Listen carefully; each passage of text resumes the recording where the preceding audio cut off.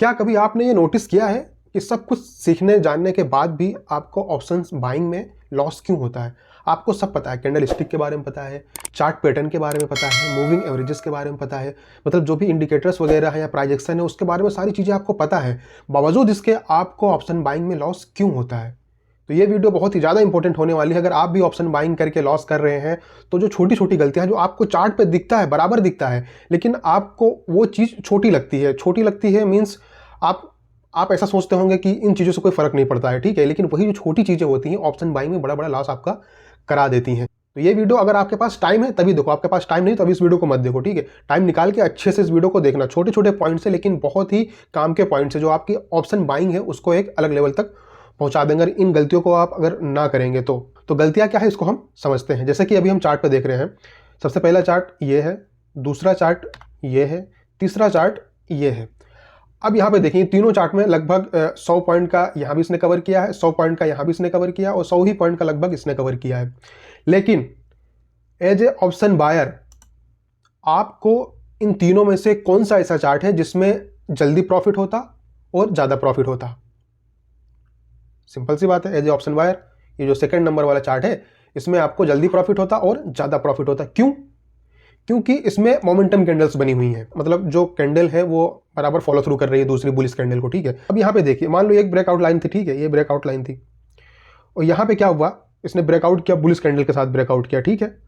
तो जो option buyer होते हैं उनके दिमाग में पहले से सेट होता है कि हाँ जैसे इसको ये ब्रेकआउट करेगा, जो रेजिस्टेंस है जैसे उसको ब्रेकआउट करेगा हम उसमें ट्रेड ले लेंगे, और जैसे ये कैंडल बनी उसने ट्रेड ले लिया, ठीक है। अब होगा क्या, अब नेक्स्ट कैंडल जो बनी इसके ऑपोजिट बनी है, ये तो बुलिश कैंडल थी लेकिन जो दूसरी कैंडल बनी है इसके ऑपोजिट बनी है, और उसके बाद भी एक बुलिश कैंडल बनी है, उसके बाद भी ये दूसरी जो कैंडल बनी है उसके बाजू में वो भी अपोजिट डायरेक्शन में क्लोज हुई है।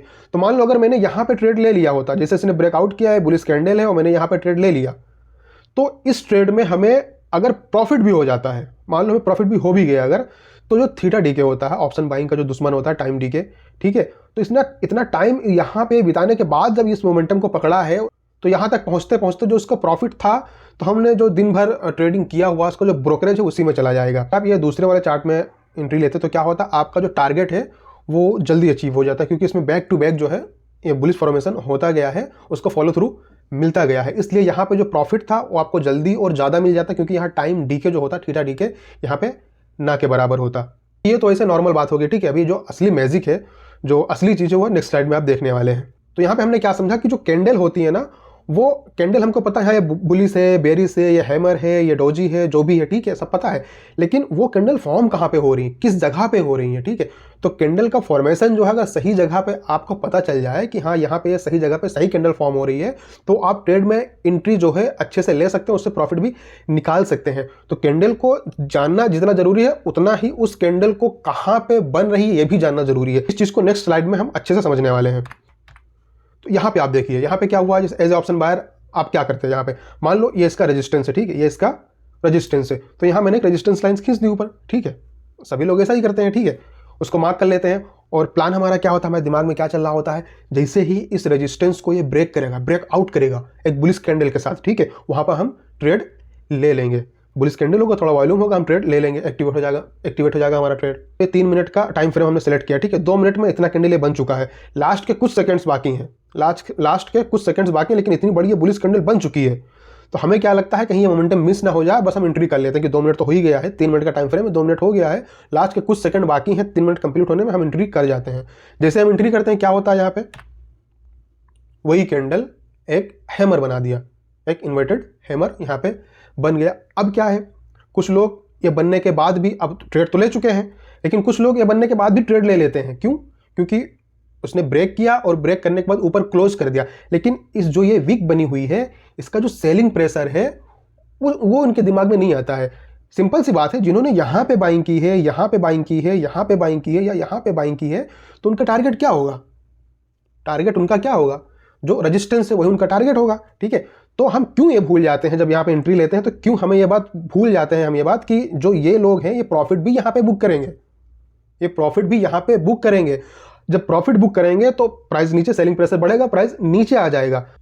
तो जब तक फिर यहाँ पे जो नए बायर्स हैं, नई बाइंग पोजीशन नहीं बनेगी, जब तक प्राइस ऊपर नहीं जाएगा। जैसा कि आप देख सकते हैं यहाँ पे हुआ क्या है, प्राइस नीचे आ गया, क्योंकि यहाँ पे बाइंग पोजीशन नहीं बनी, फ्रेश बायर्स नहीं आए। लेकिन हमने इसको ब्रेकआउट किया था, लेकिन हमने क्या किया, ये कैंडल ब्रेकआउट किया, वहां पे हमने एंट्री ले ली, हमारे स्टॉप लॉस हिट हो गया। तो हमको ये चीज नहीं भूलना है कि ब्रेकआउट तो हो रहा है, लेकिन ब्रेकआउट से पहले जो ट्रेड लिए हुए हैं जो लोग, वो प्रॉफिट भी तो बुक करेंगे अपने टारगेट पे।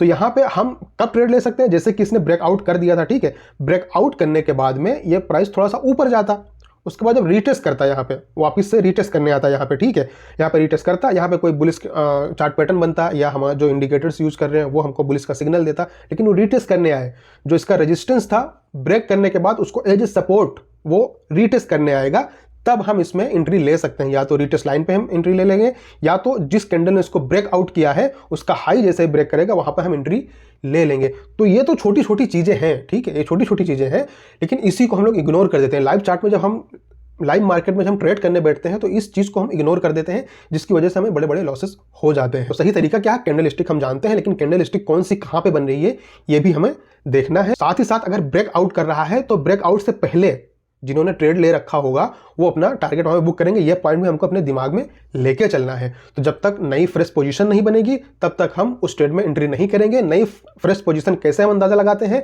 जब वो ब्रेकआउट करके फिर से रिटेस्ट करने आता है, वहां से प्राइस जब रिटर्न करता है तब वहां पे नई पोजीशंस बनती हैं, वहां पे हम एंट्री ले सकते हैं। तो आई थिंक मैं अपनी बात को आपको समझा पाया हूं। अगर आपको नहीं समझ में आया कोई चीज तो आप कमेंट में नीचे पूछ सकते हैं। आई थिंक मैंने समझा दिया है। चलो मिलेंगे एक और नए इंटरेस्टिंग वीडियो के साथ। अपना और अपनों का ख्याल रखिएगा।